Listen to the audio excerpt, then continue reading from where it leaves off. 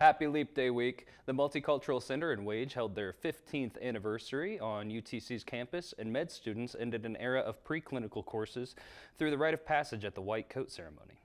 This and more, I'm Caleb, and your news starts now.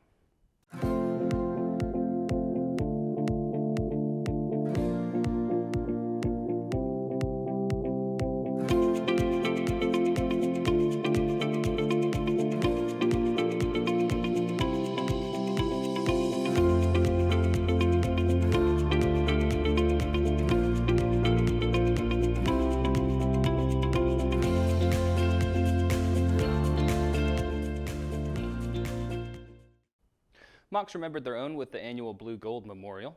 The event was held in Patton Chapel to honor those who have passed away in the past year. The singing Mocs sang the alma mater to begin the ceremony.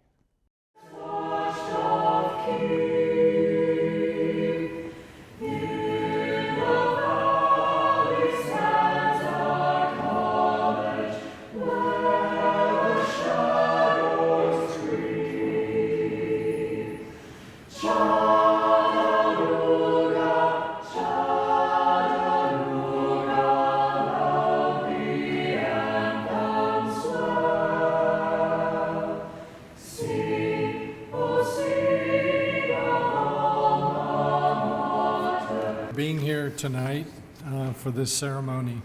The Blue and Gold Memorial is a university tradition that began in 2012.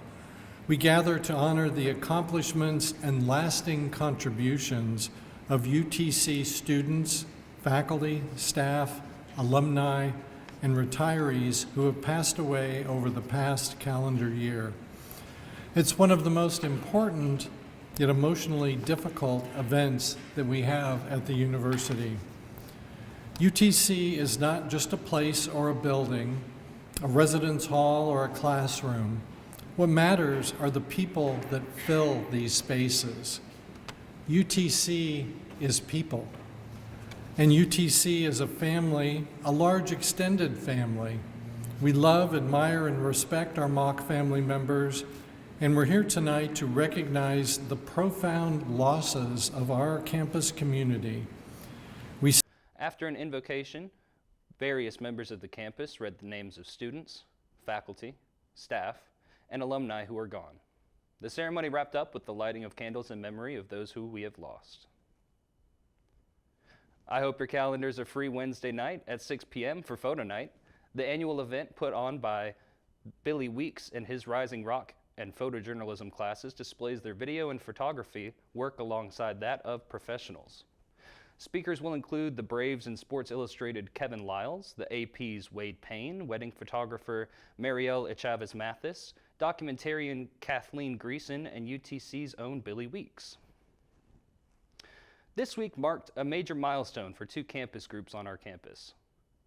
This is the 15th anniversary for the Multicultural Center and the Women's Center, which later evolved into Wage for Women and Gender Equity.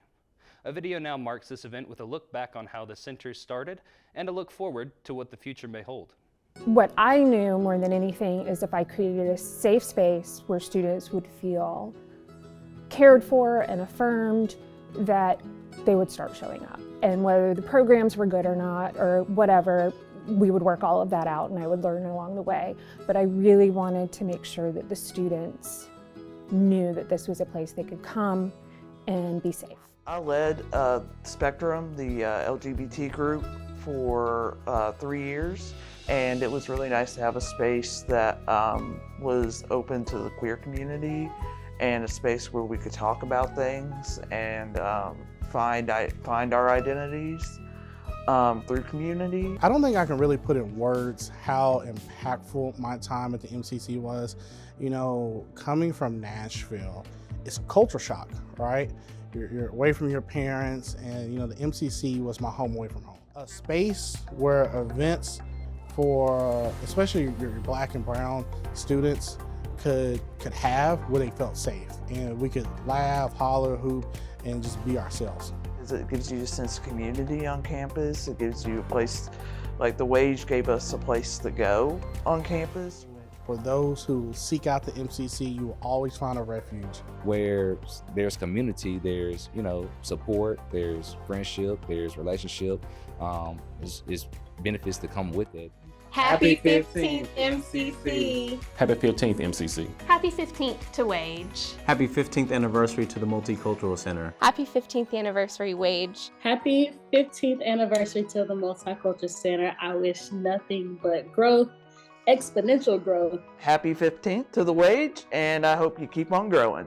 My wish to you is to continue to strive for greatness and to be a resource to the future of UTC.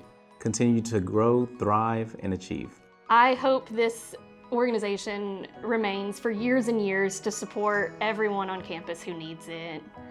And I know I had a great experience, and I wish that for other people.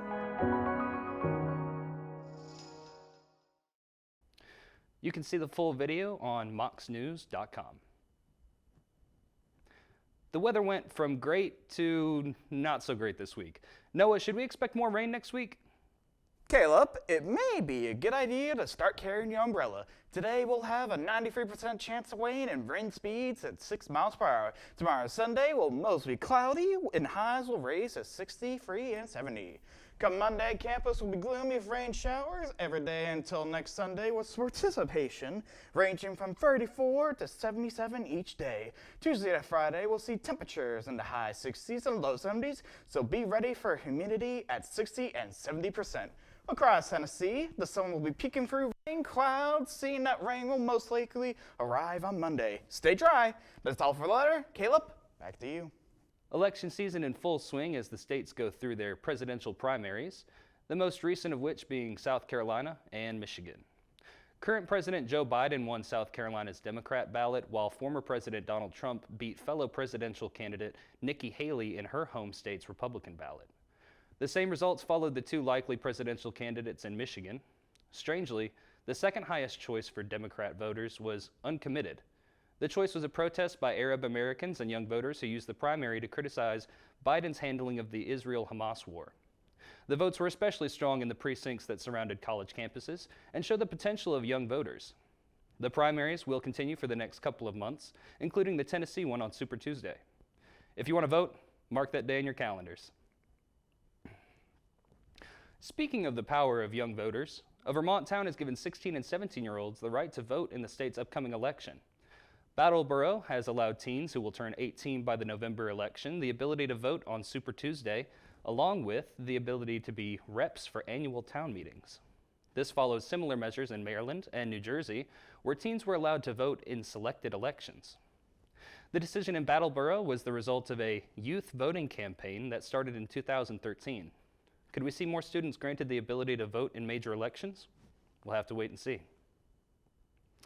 UTC nursing students celebrate their rite passage into their careers this week. The event is called White Coat Ceremony. Nursing students get their white coats after their first semester of work and their training.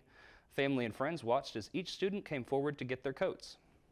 The director for the School of Nursing commented, "You can see a difference after a student puts on their white coat." Students from both the traditional nursing program and the accelerated nursing program took part in the event. That's all for Mocs News. Thanks for joining us. Be sure to keep up with our Facebook and Instagram at Mocs News UTC. See you next week.